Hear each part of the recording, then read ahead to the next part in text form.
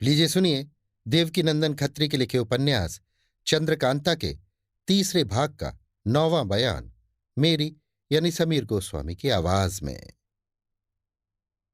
जब दरबार बर्खास्त हुआ, आधी रात जा चुकी थी। फतेह सिंह दीवान साहब को लेकर अपने खेमे में गए। थोड़ी देर बाद कुमार के खेमे में तेज सिंह, देवी सिंह और ज्योतिषी जी फिर इकट्ठे हुए।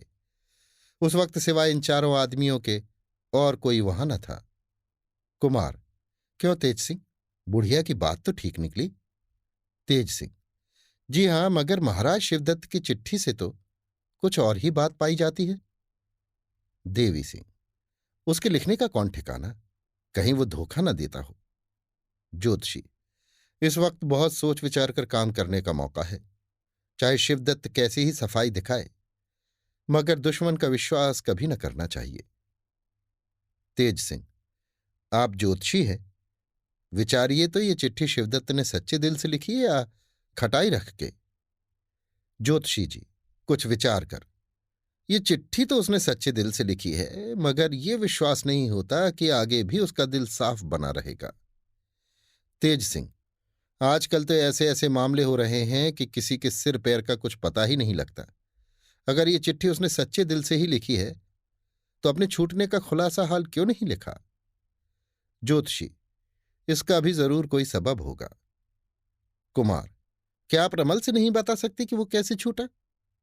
ज्योतिषी: जी नहीं, तिलिस्म में रमल काम नहीं करता और वो तहखाना तिलिस्मी है जिसमें महाराज शिवदत्त कैद किए गए थे। तेज सिंह: कुछ समझ में नहीं आता। देवी सिंह: वो चुड़ैल भी कोई पूरी अय्यार मालूम होती है। ज्योतिषी: कभी नहीं, मैं सोच चुका हूं, अय्यारी का तो वो नाम नहीं जानती। कुमार: खैर, जो कुछ होगा देखा जाएगा। अब कल से तिलिस्म तोड़ने में जरूर हाथ लगाना चाहिए। तेज सिंह: हाँ, कल जरूर तिलिस्म को तोड़ने की कार्रवाई शुरू हो। कुमार: अच्छा, अब तुम लोग भी जाओ। तीनों अय्यार कुमार से विदा हो अपने अपने डेरे में गए। दूसरे दिन कुंवर बीरेंद्र सिंह तीनों अय्यारों को साथ ले तिलिस्म में गए। तिलिस्मी किताब और ताली भी साथ ले ली।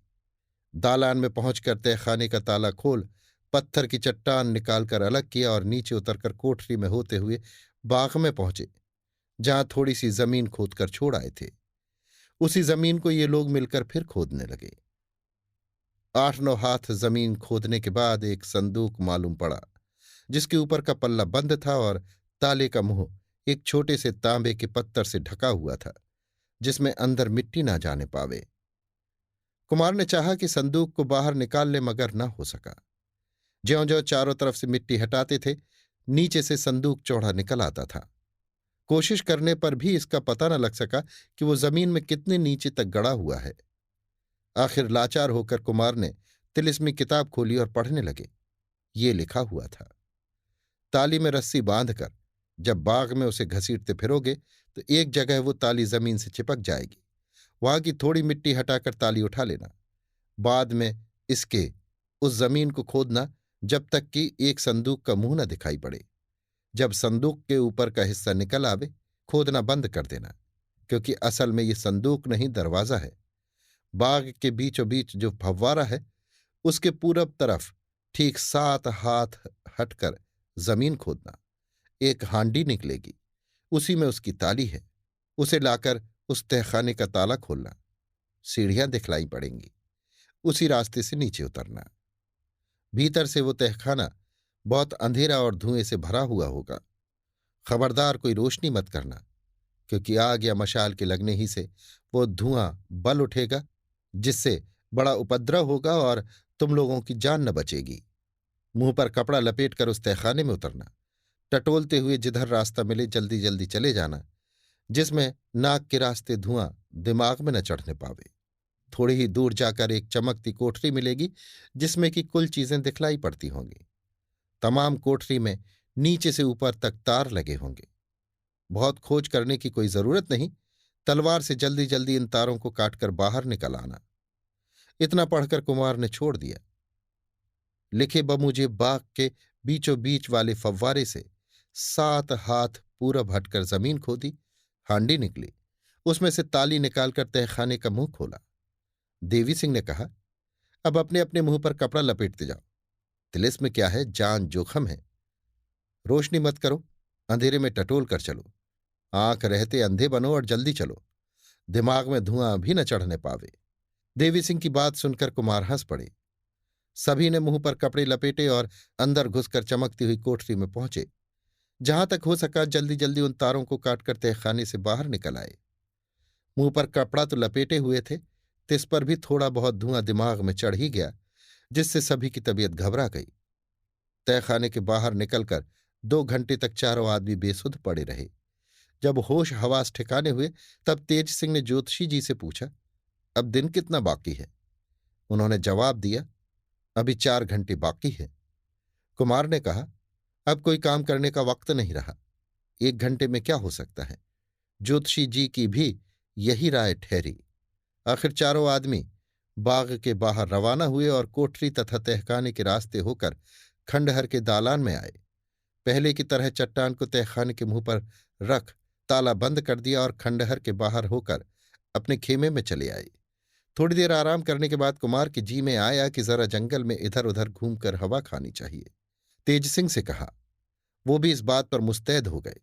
आखिर तीनों अय्यारों को साथ लेकर लश्कर के बाहर हुए। कुमार घोड़े पर और तीनों अय्यार पैदल थे। कुमार धीरे धीरे जा रहे थे। कोस भर के करीब होंगे कि एक मोटे से साखू के पेड़ में कुछ लिखा हुआ एक कागज चिपका नजर आया। तेज सिंह ने कहा, देखो ये कैसा कागज चिपका है और क्या लिखा है? ये सुनकर देवी सिंह ने उस पेड़ के पास जाकर पढ़ा। ये लिखा हुआ था, क्यों, अब तुमको मालूम हुआ कि मैं कैसी आफत हूं। कहती थी कि मुझसे शादी कर लो तो 1 घंटे में तिलिस्म तोड़कर चंद्रकांता से मिलने की तरकीब बता दूं, लेकिन तुमने ना माना। आखिर मैंने भी गुस्से में आकर महाराज शिवदत्त को छुड़ा दिया। अब क्या इरादा है, शादी करोगे या नहीं? अगर मंजूर हो तो जवाब लिखकर इसी पेड़ से चिपका दो, मैं तुरंत तुम्हारे पास चली आऊंगी। और अगर नामंजूर हो तो साफ जवाब दे दो। अब की दफे मैं चंद्रकांता और चपला को जान से मार कलेजा ठंडा करूंगी। मुझे तिलिस्म में जाते कितनी देर लगती है, दिन में 13 दफे जाऊं और आऊं। अपनी भलाई और मेरी जवानी की तरफ ख्याल करो। मेरे सामने तुम्हारे अय्यारों की अय्यारी कुछ न चलेगी। उस दिन देवी सिंह ने मेरा पीछा किया था, मगर क्या कर सके। मेरी मानो, जिद मत करो। मेरे ही कहने से शिवदत्त तुम्हारा दोस्त बना है। अब भी समझ जाओ। तुम्हारी सूरजमुखी। इसे पढ़ देवी सिंह ने हाथ के इशारे से सभी को अपने पास बुलाया और कहा, आप लोग भी इसे पढ़ लीजिए। आखिर में सूरजमुखी पढ़कर सभी को हंसी आ गई। कुमार ने कहा, देखो इस चुड़ैल ने अपना नाम कैसे मजे का लिखा है। तेज सिंह ने ज्योतिषी जी से कहा, देखिए ये सब क्या लिखा है। ज्योतिषी जी ने जवाब दिया, चाहे जो भी हो, मगर मैं भी ठीक कहे देता हूं कि वो चुड़ैल कुमार का कुछ बिगाड़ नहीं सकती। इस लिखावट की तरफ ख्याल न कीजिए। कुमार ने कहा, आपका कहना ठीक है, मगर वो जो कहती है उसे कर दिखाती है। इतना कह कुमार आगे बढ़े। घूमते समय कई पेड़ों पर इसी तरह के लिखे हुए कागज चिपके हुए दिखाई पड़े। ज्योतिषी जी के कहने से कुमार की तबीयत न भरी। उदास होकर अपने लश्कर में लौट आए और तीनों अय्यारों के साथ अपने खेमे में चले गए। थोड़ी देर उसी सूरजमुखी की बातचीत होती रही। पहर रात गई होगी जब तेज सिंह ने कुमार से कहा, हम लोग इस वक्त बालादवी को जाते हैं, शायद कोई नई बात नजर पड़ जाए। ये कहकर तेज सिंह, देवी सिंह और ज्योतिषी जी कुमार से विदा हो गश्त लगाने चले गए। कुमार भी कुछ भोजन करके पलंग पर जा लेटे। नींद काहे को आती थी। पड़े पड़े कुमारी चंद्रकांता की बेबसी, वनकन्या की चाह और बुढ़ी चुड़ैल की शैतानी को सोचते आधी रात से भी ज्यादा गुजर गई। इतने में खेमे के अंदर किसी के आने की आहट मिली। दरवाजे की तरफ देखा तो तेज सिंह दिखाई पड़े। बोले, कहो तेज सिंह, कोई नई खबर लाए क्या? तेज सिंह, हाँ, एक बढ़िया चीज हाथ लगी है। कुमार, क्या है, कहाँ है, देखूं? तेज सिंह, चलिए। कुंवर बीरेंद्र सिंह तेज सिंह के पीछे पीछे खेमे के बाहर हुए। देखा कि कुछ दूर पर रोशनी हो रही है और बहुत से आदमी इकट्ठे हैं। पूछा, ये भीड़ कैसी है? तेज सिंह ने कहा, चलिए देखिए, बड़ी खुशी की बात है। कुमार के पास पहुंचते ही भीड़ हटा दी गई। कई मशाल जल रही थी, जिनकी रोशनी में कुमार ने देखा कि क्रूर सिंह की खून से भरी हुई लाश पड़ी है। कलेजे में एक खंजर घुसा हुआ अभी तक मौजूद है। कुमार ने तेज सिंह से कहा, क्यों तेज सिंह, आखिर तुमने इसको मार ही डाला? तेज सिंह, भला हम लोग एकाएक इस तरह किसी को मारते हैं? कुमार, तो फिर किसने मारा? तेज सिंह, मैं क्या जानूं? कुमार, फिर लाश कहां से लाए? तेज सिंह, बालादवी करते हम लोग इस तिलिस्मी खंडहर के पिछवाड़े चले गए। दूर से देखा कि 3-4 आदमी खड़े हैं। जब तक हम लोग पास जाएं वे सब भाग गए। देखा तो क्रूर सिंह की लाश पड़ी थी। तब देवी सिंह को भेज यहां से डोली और कहार मंगवाए और इस लाश को ज्यों का त्यों उठवा लाए। अभी मरा नहीं है, बदन गर्म है, मगर बचेगा नहीं। कुमार, बड़े ताज्जुब की बात है, इसे किसने मारा? अच्छा, वो खंजर तो निकालो जो इसके कलीजे में घुसा है। तेज सिंह ने खंजर निकाला और पानी से धोकर कुमार के पास लाए। मशाल की रोशनी में उसके कब्जे पर निगाह की तो कुछ खुदा हुआ मालूम पड़ा। खूब गौर करके देखा तो बारीक हरफों में चपला नाम खुदा हुआ था। तेज सिंह ने ताज्जुब से कहा, देखिए, इस पर तो चपला का नाम खुदा है और इस खंजर को मैं बखूबी पहचानता हूं। ये बराबर चपला के कमर में बंधा रहता था, मगर फिर यहां कैसे आया? क्या चपला ही ने इसे मारा है? देवी सिंह, चपला बिचारी तो खोह में कुमारी चंद्रकांता के पास बैठी होगी, जहां चिराग भी न जलता होगा। कुमार, तो वहां से इस खंजर को कौन लाया? तेज सिंह, इसके सिवा यह भी सोचना चाहिए कि क्रूर सिंह यहां क्यों आया। वो तो महाराज शिवदत्त के साथ था और उनका दीवान खुद ही आया हुआ है जो कहता है कि महाराज अब आपसे दुश्मनी नहीं करेंगे। कुमार, किसी को भेजकर महाराज शिवदत्त के दीवान को बुलवाओ। तेज सिंह ने देवी सिंह से कहा कि तुम ही जाकर बुला लाओ। देवी सिंह गए, उन्हें नींद से उठाकर कुमार का संदेशा दिया। वे बेचारे भी घबराए हुए जल्दी जल्दी कुमार के पास आए। फतेह सिंह भी उसी जगह पहुंचे। दीवान साहब क्रूर सिंह की लाश को देखते ही बोले, बस, ये बदमाश तो अपनी सजा को पहुंच चुका, मगर इसके साथ ही अहमद और नाजिम बाकी हैं। उनकी भी यही गति होती तो कलेजा ठंडा होता। कुमार ने पूछा, क्या ये आपके यहां अब नहीं है? दीवान साहब ने जवाब दिया, नहीं।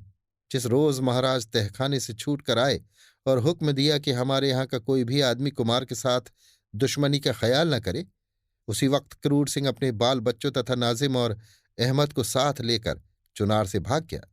पीछे महाराज ने खोज भी कराई, मगर कुछ पता न लगा। देखते देखते क्रूर सिंह ने 3-4 दफे हिचकी ली और दम तोड़ दिया। कुमार ने तेज सिंह से कहा, अब ये मर गया, इसको ठिकाने पहुंचाओ और खंजर को तुम अपने पास रखो, सुबह देखा जाएगा। तेज सिंह ने क्रूर सिंह की लाश को उठवा दिया और सब अपने खेमे में चले गए। अभी आप सुन रहे थे देवकीनंदन खत्री के लिखे उपन्यास चंद्रकांता के तीसरे भाग का 9वां बयान, मेरी यानी समीर गोस्वामी की आवाज में।